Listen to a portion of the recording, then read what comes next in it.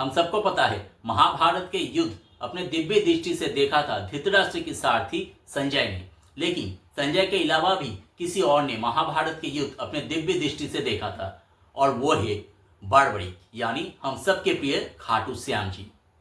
आज इसी के बारे में चर्चा करने वाले हैं इस वीडियो में, और आप सभी को अनुरोध रहा कि इस वीडियो में पूरी बने रहना पूरी कहानी जानने के लिए। हेलो व्यूअर्स, मैं हूं सुमन सरकार और आप देख रहे हैं सुपर पुराण कथा। जब महाभारत के युद्ध होने वाला था तब श्री कृष्णा जी के बहुत चिंताओं में से एक चिंता यह भी था कि अगर बड़बड़ी कौरवों के पक्ष से युद्ध किया तो पांडवों की हार निश्चित है, क्योंकि स्कंद पुराण के अनुसार भीम और हिडिंबा के पुत्र घटोत्कच का विवाह मूल राजा के पुत्री मौरवी के साथ हुआ था। घटोत्कच और मौरवी के एक पुत्र हुआ था जिसका नाम दिया गया था बाड़बड़ी। बाड़बड़ी बचपन से ही बहुत जिज्ञासु, बुद्धिमान और शक्तिशाली था। उनके यही जिज्ञासु स्वभाव के कारण उनके पिता घटोत्कच उनको ले गए थे हम सबके प्यारे श्री कृष्णा जी के पास, और श्री कृष्णा जी उनको एक सलाह दी कि तुम अभी चले जाओ विजय सिद्धसेन के पास, वही तुम्हारे जिज्ञासा को शांत कर सकते हैं। अब बड़बड़ी अपने गुरु विजय सिद्धसेन के पास गए और उनके पास जाकर वो अस्त्र शस्त्र सहित बहुत विद्या और वेदों की शिक्षा ली।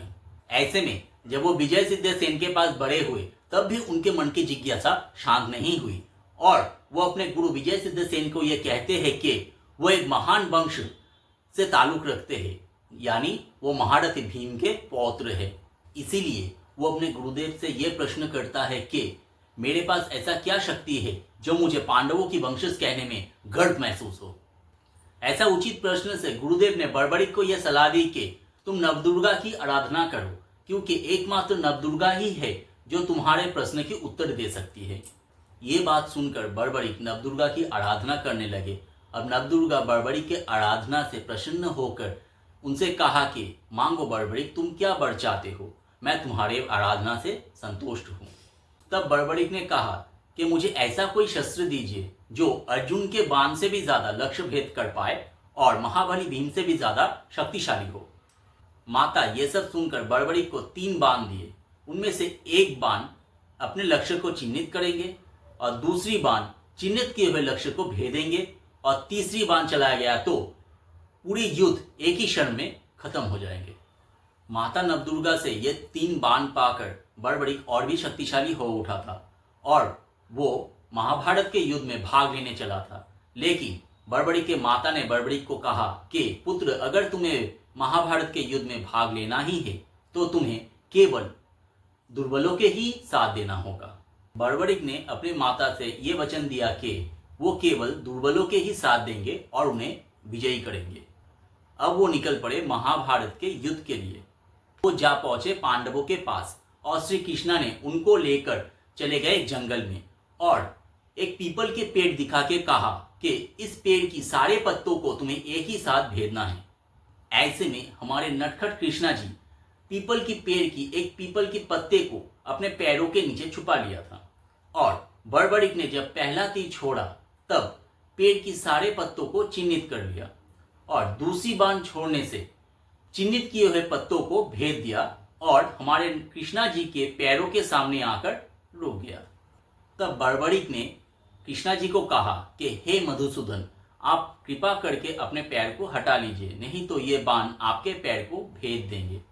कृष्णा के पैर हटाने के बाद उस बाण ने पेड़ की आखिरी पत्ते को भी भेद दिया। ये सब देखने के बाद कृष्णा जी बड़बड़ी को कहा कि तुमने अपने माता को जो वचन दिया था उसके अनुसार अगर तुम पांडवों के पक्ष से लड़े तो कौरव दुर्बल हो जाएंगे, तब तुम कौरवों के पक्ष से लड़ोगे, और ऐसे ही चलता रहा तो कौरव और पांडव में कोई भी नहीं बचेगा, केवल तुम बच जाओगे। इसलिए गुरुदक्षिणा स्वरूप मैं तुम्हारा शीश मांगता हूँ। अब बड़बड़ी ने कहा कि मैं आपको अपना शीश अवश्य दूंगा, लेकिन मैंने सुना है कि ये महाभारत का युद्ध इतना विध्वंसी है कि ऐसा युद्ध अतीत में कभी ना हुआ है, भविष्य में ना कभी होगा। इसीलिए मैं ये महायुद्ध यानी महाभारत का साक्षी बनना चाहता हूँ।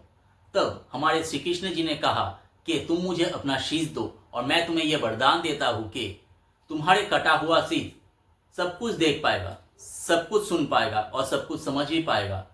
तुम्हारे कटा हुआ शीश से वो देख पाओगे जो कोई भी नहीं देख पाएगा, और वो जिंदा रहेगा।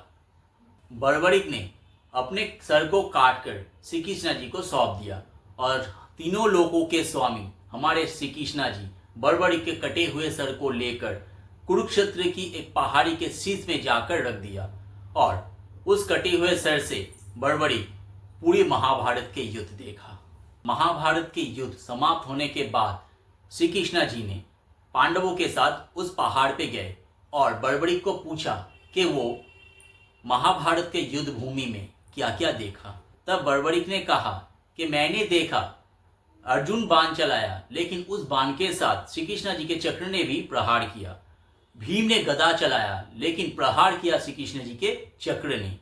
उन्होंने और ये भी देखा कि उस युद्ध भूमि में शंख चक्र गदा पद्म से सज्जित हुए कोई व्यक्ति रथ चला रहा था, और उस रथ में अर्जुन बैठा हुआ था। ये सब सुनकर श्री कृष्णा जी ने बड़बड़िक को अपना नाम दे दिया, श्याम।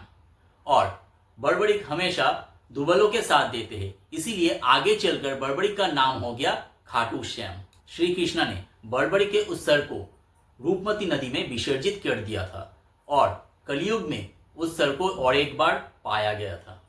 उस सर को राजस्थान के शिखर जिले में श्याम कुंड में दफनाया गया था।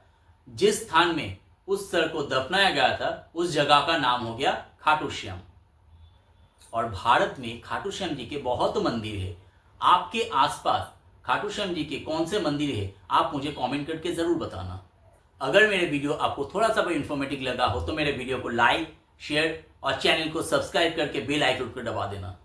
हारे का सहारा खाटू श्याम हमारा।